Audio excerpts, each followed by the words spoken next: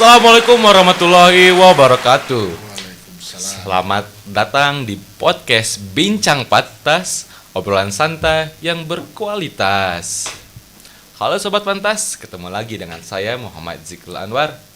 Kali ini kita akan membahas tentang salah satu pelayanan yang akan ada di Gebiar Pelayanan Terpadu UMK Jabar tahun 2023. Nah, untuk tanggalnya yang semula tanggal 14 November, kita akan dilaksanakan menjadi tanggal 21 November 2023, Sobat Pantas. Nah, kemarin kan kita sudah membahas nih terkait dengan salah satu layanan yang ada di kita, yaitu Standarisasi Nasional Indonesia. Saat ini kita sudah kedatangan tamu dari Kemenkumham. Nih, teman-teman, siapakah beliau? Beliau adalah Bapak Dona Prawisuda SHMA, Kepala Subbidang Pelayanan Kekayaan Intelektual Kantor Wilayah Kementerian Hukum dan HAM Provinsi Jawa Barat. Selamat datang, Pak. Selamat datang, Kang Ziko. Selamat datang di Bincang Pantas kali ini. Pantas, Ya, Pak, ini podcast DPM PTSP namanya Bincang Pantas, Pak. Oh, siap. Dan untuk pemirsanya itu kita sebut Sobat Pantas, Pak. Sobat Pantas. Sobat Oke, Pantas. siap. Nah, Pak, terkait dengan instansi Bapak, Pak, Ya. di Kemenkumham, Dirjen HKI.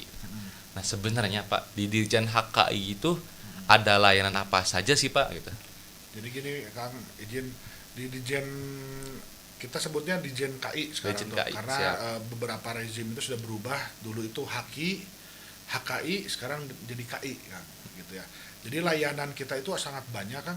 Khususnya di Direktorat Jenderal Kekayaan Intelektual itu ada tentang rezim tentang merek, paten, cipta, desain industri, DTLST, ada rahasia dagang, ada kekayaan intelektual komunal, ada ekspresi budaya tradisional, ada pengetahuan tradisional, ada lagi indikasi geografis kan. Wah, Banyak juga ya, Pak. Kan. Ada satu juga kekayaan intelektual yang tidak ada di Kemenkumham, kan. Namanya varietas tanaman. Varietas tanaman. Itu ada di Kementerian Pertanian kebetulan gitu. Tapi itu menjadi salah satu bagian Betul. dari HKI itu Betul, atau masih HKI itu bagian, ya, Pak. Masih bagian itu. Cuma Nah, satu itu aja nggak ada di kementerian kita. Nah, saya lebih enaknya disebutnya HKI atau HKI, Pak. Sekarang itu HKI. Ya. HKI ya Betul. disebutnya. Nah, sebenarnya apa sih, Pak, HKI itu, Pak? Dan manfaatnya apa gitu, Pak, Siap. untuk HKI itu? Jadi kalau definisi globalnya itu jadi hasil olah pikir manusia, kan. Hasil olah pikir manusia yang diwujudkan menjadi salah satu barang atau jasa atau proses, kan. Apapun itu. Contoh kayak merek nih. Ada namanya brand. Itu kan kita berpikir ya, kalau kita punya usaha, punya suatu ya di bidang jasa, itu kita harus pikirkan nih bagaimana sih penamaannya. Itu namanya merek, kan. Merek ya. Betul. Nah, ada lagi namanya cipta, kan. Cipta itu tulisan, apapun yang berhubungan dengan tulisan, karya tulis, literasi, seni. Nah, itu masuknya ke hak cipta, kan. Gitu. Terus ada lagi kalau kita suka bikin desain bentuk, ya, kita bicara bentuk itu namanya desain industri. Desain industri. Tuh. Nah, terus kalau kita berbicara tentang teknologi, kan, mau teknologi sederhana atau teknologi yang luar biasa, itu namanya paten, kan. Nah, gitu. Dan lain-lain kalau dibahas tadi sebelum kita on air, kita kalau bahas bisa 1 hari full. Jadi kita 4 itu aja lah yang kita. Sebenarnya kita siap, Pak, ngebahas semuanya, Pak. Tapi mungkin Bapak ada kesibukan lain itu jadi. Siap. Itu 4 layanan yang fokus kita, itu mungkin hari-hariannya itu lebih banyak di situ dari 4 tadi itu. Oke, Pak. Jadi kan memang banyak juga ya, Pak, banyak layanan yang bisa di Sobat Pantas Sobat Pantas dapatkan di Dirjen KI ini. Betul. Nah, biasanya, Pak, untuk pelaku UMK kan nanti kita akan ada pelaksanaan Gebiar Pelayanan Terpadu untuk UMKM ataupun UMK di Jabar, Pak. Betul. Yang paling banyak dilakukan ataupun dimohonkan kepada Dirjen KI dari pelaku UMK itu apa, Pak? Layanan apa saja, Pak? Layanan merek itu paling banyak. Nah, ini sekedar informasi, kan, kebetulan kemarin akhir bulan kemarin, maaf, kita hat-trick nih Jawa Barat. Pendaftar permohonan terbanyak se-Indonesia. Kita hat-trick 3 tahun berturut-turut. Pendaftar Permohonan merek gitu ya. Sebenarnya permohonan kekayaan intelektual semua, cuman memang dari dulu merek di Jawa Barat itu banyak sekali di Provinsi Jawa Barat. Jadi alhamdulillah mudah-mudahan nanti di acara Gebiar ke depan itu mungkin lebih banyak pelayanan untuk mereknya. Amin, amin, Gitu, Pak. kan. Seperti gitu. Tapi kalau misalkan berbicara pendaftar merek terbanyak di Indonesia secara 3 tahun berturut-turut, berarti SDM-nya pun banyak ya Pak. Berarti kalau berbicara pendaftar terbanyak berarti SDM-nya pun banyak gitu Pak. SDM kitanya nih. Iya gitu maksudnya Pak. Kita tuh malah kekurangan personil kan. Makanya alhamdulillah dengan nanti kita berkolaborasi dari DPMTSP provinsi ini, kita bisa menyebar luaskan kan. Sebenarnya ini saya sedikit spill dikit ya, saya mau agak ini. Sebenarnya kalau kita lihat penduduk wilayah Jawa Barat 50 juta kurang lebih, pendaftaran kekayaan intelektual baru 0,10% kan, belum sampai 1%. Belum 1%. Hakinya itu belum Pak. Jadi maaf ini, mudah-mudahan tersebar juga ya. Kita tuh kadang suka melalaikan hakinya. Padahal itu gerbang awal dari sebuah suatu usaha atau perdagangan. Apalagi kalau sudah perdagangan internasional. Nah ini kadang tapi suka dilupakan kan. Betul, Pak. Hakinya gitu. Makanya kita tuh suka jadi ketempuhan buntut maung kalau orang Sunda tuh. Jadi sudah jelas yang namanya hak kekayaan intelektual. Kami itu bukan perizinan kan.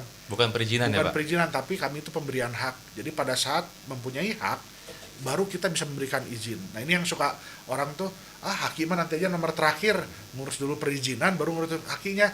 Orang tuh pasti beli tanah dulu, disertifikatin dulu kan, bukan bikin IMB-nya dulu. Nah itulah analogi yang benar itu di haki. Berarti kalau analoginya, haki itu bukan perizinan, tetapi pemberian hak yang diberikan kepada suatu perseorangan atau badan hukum. Betul. Ya Pak.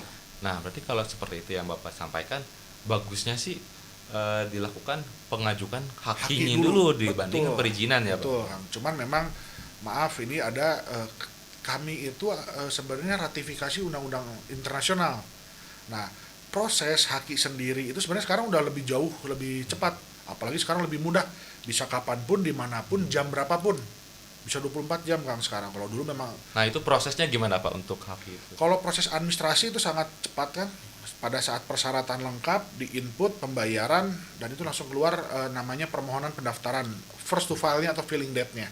Kenapa? Karena kami itu adalah filling date itu penting bahwa orang itu pendaftar pertama kan. Gitu. Makanya haki itu kalau bahasa keren ya, itu filling date itu atau first to file itu paheula-heula daftar kan. Bahasa kerennya. Jadi ya siapa yang cepat itu yang dia mendapatkan haknya. Bukan first to use, siapa yang duluan menggunakan, bukan. Prinsip di Indonesia itu adalah first to file. Siapa yang duluan mendaftarkan, bukan siapa yang duluan menggunakan. Mau menggunakan 10-20 tahun yang lalu tapi tidak didaftarkan, dia kalah. Nah ini yang harus berarti kan di situ Pak ada poinnya ya Pak. Poinnya berarti kita harus melihat dulu nih bagaimana ataupun produk kita sudah dipunyai ataupun didaftarkan oleh orang lain atau tidak. Betul. Nah itu ada nggak Pak cara khusus ataupun sistem yang untuk mengatur bahwa produk ataupun yang varietas produk kita apakah sudah dipakai orang lain atau ada kan. Jadi gini, kebetulan juga nanti salah satunya DPMTSP ini kalau memang nanti sudah terbuka, kami ada layanan di situ, pasti personil kami kita bantu untuk pengecekan namanya, penelusuran. Kebetulan juga di penelusuran itu kami sekarang membuka loket virtual. Jadi loket virtual kekayaan intelektual, LOVI namanya, itu bisa diklik di Kabayan Pasti kan, sekalian promo ya saya. Bisa di aplikasi Kabayan Pasti atau di IG kami di Kekayaan Intelektual Jabar. Jadi itu langsung petugas kita ketemu petugas kita, bisa kita bantu penelusuran. Jadi jangan sampai udah bikin brand, udah bagus baru didaftarkan, tahu-tahu ditolak sama kita. Nah itu kita telusuri dulu, free, nggak ada biaya. Jadi kita penelusuran itu free, nggak ada biaya. Biasanya suka ada info di luar katanya, penelusuran itu ada biayanya, kita free. Jadi masuk ke loket di Instagram kita, Kekayaan Intelektual Jabar, itu tinggal klik bio-nya langsung masuk ke LOVI namanya. Nah itu kan untuk biaya pengecekan free juga ya Pak. Betul. Biayanya free Sobat Pantas, jadi teman-teman Sobat Pantas yang ingin mengecek usahanya sudah didaftarkan atau belum, biayanya free ya. Nah untuk Pak mengenai jasa layanan produk, apakah ada biaya khusus Pak ataupun PNBP kah khusus untuk penerimaan bukan pajaknya Pak untuk layanan haki ini Pak? Dan syaratnya apa aja sih Pak? Nah, ini biar tidak rancu ya, kayaknya di luar ini suka masih banyak rancu. Bikin merek tuh mahal katanya. Ini mahal itu tergantung gitu ya. Jadi kami itu mengeluarkan ada 2 PNBP kan, 2 PNBP UMKM dan PNBP umum. Nah tapi syarat dan ketentuan berlaku juga Untuk PNBP umum itu 1,8 juta per merek per kelas. Jadi kita ada klasifikasi. Untuk UMKM itu 500.000 per kelas per merek. Nah, tapi kalau UMKM syaratnya cuman ada tambahan, ada surat keterangan atau rekomendasi dari Dinas Perindag, Dinas Koperasi UMKM atau Dinas Pariwisata dan Kebudayaan. 3 dinas itu yang bisa kita terima surat rekomendasinya. Gitu, karena mereka punya binaan. Itu selainnya kalau tidak dapat rekomendasi itu berarti biaya umumnya 1,8. Prosesnya sama, tidak ada yang dibeda-bedakan mau UMKM atau umum seperti itu, Kang. Persyaratannya sangat mudah, hanya KTP, label nama atau mereknya sama tanda tangan digital. Nah, kalau yang UMKM berarti tambahannya hanya surat rekomendasi saja. Itu betul, semuanya itu soft copy dan langsung diupload. Nah, untuk tanda tangan digital ya kan pasti awam Pak, bagi Betul. sebagian masyarakat itu awam. Cara mendapatkan tanda tangan Dan digital digital, seperti apa? Pak? ditulis tanda tangan di kertas putih, dipoto ya udah. Udah Oh, gitu doang. Scan ya Pak itu Di namanya. scan atulah Yang gitu. saya kira Kan tanda biar tangan ada digital. keren itu tanda tangan digital ya kan. Yang saya kira itu tanda tangan digital itu Pak ada kita barcode. Oh, enggak. Enggak Ada tanda tangan di kertas putih, difotoin udah cukup itu aja. Itu namanya tanda tangan digital Tanda ya tangan Pak. digital sih. Aduh, Pak Don ini humoris juga. Ya. Nah, memang itu banyak ya Pak. Cuman Pak ada mungkin Pak terkait rekomendasi itu mah mungkin di luar kewenangan dari Betul. Dirjen Kementerian. Betul. Bisa langsung ke dinas atau Dinas. kementerian terkait ya Pak. Betul, untuk- 3 tadi yang disebutkan, Dinas Koperasi, Perindag sama Disparbud. Gitu. Boleh ke kementeriannya atau ke dinasnya mangga. Nah, ada kemungkinan ditolak nggak Pak? Tidak, harusnya tidak. Gitu. Kenapa saya bilang tidak? Karena itu sudah kewajiban mereka untuk memberikan surat rekomendasi untuk binaan UMKM. Nah, itu sudah ada di nomenklaturnya juga seperti itu. Cuman mungkin ada persyaratan lain itu, maka itu di dinas masing-masingnya itu masalah itunya. Tapi setahu saya nggak sulit sih.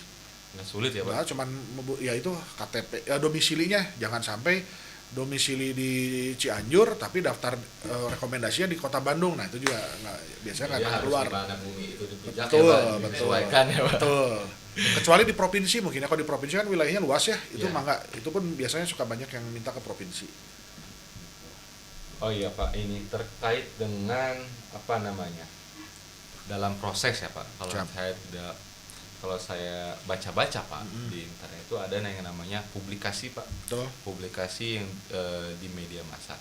Nah, itu publikasi ini dilakukan oleh Dirjen HKI atau seperti apa Pak nanti Nah, prosesnya Pak? Asas publikasi itu tergantung rezimnya. Mungkin Akang baca di mana dulu nih. Sebelumnya baru kita. Bukan, jadi gini, kalau untuk rezim hak merek itu tidak butuh publikasi sendiri, itu hanya publikasi di dalam di kami nanti Ya. ada. Tapi untuk hak cipta itu wajib publikasi sendiri ya. Oh, itu mungkin yang Wajib, diperlukan hak betul. cipta ya Jadi Pak. gini, kalau Akang bikin lagu nih, itu kan hak cipta nih. Terus dibikin di kamar. Terus publikasinya siapa yang tahu itu lagunya Akang? Gitu kan. Samalah kalau Ariel Peter Pan misalnya, oh itu mah lagu saya. Ya. Kata siapa? Kan udah dipublikasi sama Ariel. Gitu. Kecuali adilnya nyanyi di kamar Kamar mandi ya, mandi, Pak. kita ambil Ada itu. hak ciptanya, Pak. Nah, itu kalau misalkan pengamen jalan yang ambil pun berhak karena tidak ada publikasi. Nah, ya. itulah di situ prinsip publikasinya untuk rezim hak cipta. Ya. Gitu. Jadi memang kan itu Sobat Pantas tadi yang disampaikan bahwa untuk yang pengajuan hak cipta memang diperlukan publikasi di media massa selama 2 bulan ya Pak kalau tidak salah. Itu berapa? Maka satu hari 2 hari juga nggak ada masalah. Yang penting dipublikasi. Oh, yang penting ada publikasi Publikasi untuk rezim hak cipta. untuk layanan hak cipta, tapi untuk yang Nah, hak izin saya potong sedikit. Oke, siapa? Ini terbalik dengan rezim desain industri, Kang. Desain industri malah tidak boleh dipublikasi. desain industri. Betul, karena kalau dipublikasi untuk rezim desain industri itu disebut jadi milik public domain. Jadi milik bersama. Jadi kayak saya contoh aja ya, ini minuman, Ya. ini ada bentuknya. Bentuknya kalau memang mau didaftaran hak desainnya, ini harus di-keep dulu, tidak boleh dipublikasi selama pengumuman. Mungkin yang tadi itu selama 2 sampai 3 bulan itu tidak boleh dipublikasi. Oh, nggak boleh dipublikasi. Kebalikan dari undang-undang hak cipta kan. Nah, seperti itu makanya sangat luas untuk kekayaan intelektual ini, makanya gimana undang-undangnya ini beda-beda undang-undang. Jadi undang-undang hak cipta, merek, paten ini punya aturan main sendiri-sendiri. Jadi memang kita harus melek informasi juga Betul, ya Pak betul. takutnya. Makanya ini nuhun pisan nih, acara ini sangat membantu kami untuk memberikan informasi substansinya Kang. Kalau administrasi mah tinggal buka handphone atau laptop Ya, ketik itu betul. gampang, tapi substansinya ini kadang orang Substansinya harus kita harus dapat dulu ya, dapat dulu, pemahamannya harus betul. didapatkan oleh masyarakat dulu ya, Betul. Pak. Betul. Gitu, Nah, Kang. untuk ini Pak, apa terkait dengan kekhawatiran Pak, kekhawatiran dari masyarakat atau pelaku UMK lah khususnya Betul. yang nantinya ingin mendaftarkan produk merek ataupun hak merek ya Pak, Hak merek. hak merek ke Dirjen Haki ini. Ya. Nah, apakah biayanya? Tadi biaya udah jelaskan ya Pak, udah PNBP 1.800.000 umum. bagi umum dan 500.000 untuk UMKM. Nah, lama apa nih pengurusannya gitu? Oke. Dan kalau misalkan lama ada reasonnya gitu Pak. Oke. Proses makanya kita sebut namanya permohonan pendaftaran merek. Kenapa permohonan? Makanya ada ketentuan itu pasti akan ditolak. Ini merek tuh bisa ditolak juga kalau misalnya tadi asas first to file tidak diikuti. Alasan kenapa lama, biasanya mereka itu maaf nih untuk UMKM, jangan pernah mendompleng nama yang sudah punya orang. Ini contoh ya. Ya. Ini saya sebut merek nggak apa? Nggak apa ya? Bisa contoh, saya bikin merek Kartika Sari, Ya. terus Akang bikin merek Kartika Sore. Nah, itulah yang nggak boleh. Gitu. Ini kita kasih contoh aja gitu. Itu yang bakal bikin lama. Makanya di pemilihan substantif. Nanti si Kartikanya ini marah nggak? Ah, Ya. itu diperiksa lagi. Makanya kalau bisa originalitas itu sangat dikedepankan, itu akan prosesnya akan lebih cepat. Jadi yang lama tuh bukan verifikasi karena lama prosesnya di Betul. kemenang, tapi kan harus ada uji analisis yang Betul, lainnya dulu ya Pak, betul. apakah ini sudah dipakai namanya atau Betul. belum gitu Pak. Kalaupun belum, nanti ada namanya kita publikasi. Nah, publikasi itu masyarakat bisa lihat. Kalau misalnya si Kartika Sari itu keberatan dengan Kartika Sore, itu bisa dibatalkan, bisa ditolak kan. Dan biaya pun hangus. Hangus juga ya Pak. Betul. Makanya butuh namanya konsultasi terlebih dahulu kalau sebelum melakukan permohonan kan. Gitu. Oke ini Pak, kita satu lagi Pak. Siap. Terakhir.